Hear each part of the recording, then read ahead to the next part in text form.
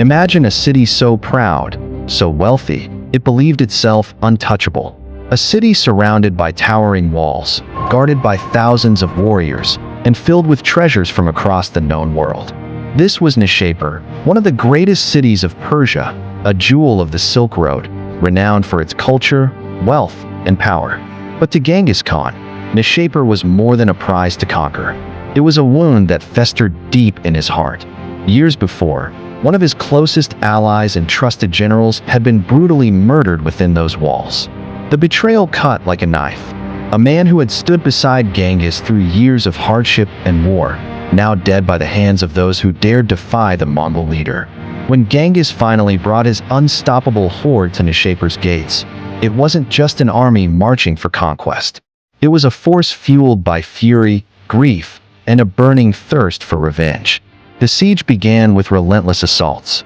Mongol archers blanketed the sky with deadly arrows, while siege engines battered the city walls day and night. The defenders fought fiercely, but they were no match for the Mongol war machine. Then, after weeks of brutal fighting, the city fell.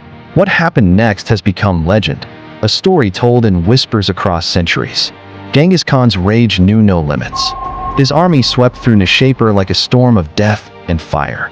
It is said that tens of thousands were slaughtered in a single day. Men, women, children, none were spared. The streets ran red with blood, and the cries of the fallen echoed long after the sun set. Some historians believe this massacre was one of the most horrific events in the history of the Mongol conquests. It wasn't just war. It was a message, a brutal warning to anyone who dared betray Genghis Khan. But why such ferocity?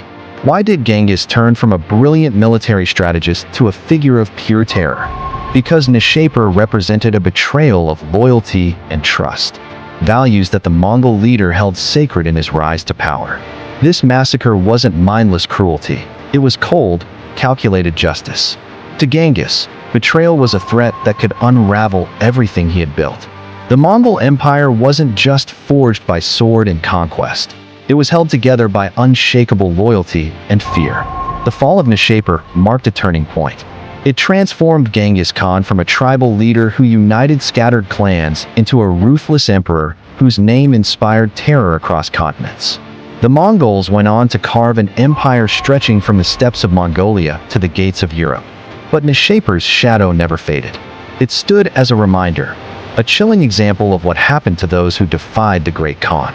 Today, the ruins of Nishapur whisper the story of a city that dared to betray a legend and paid the ultimate price. This is the final revenge of Genghis Khan, the moment a man was transformed into a monster.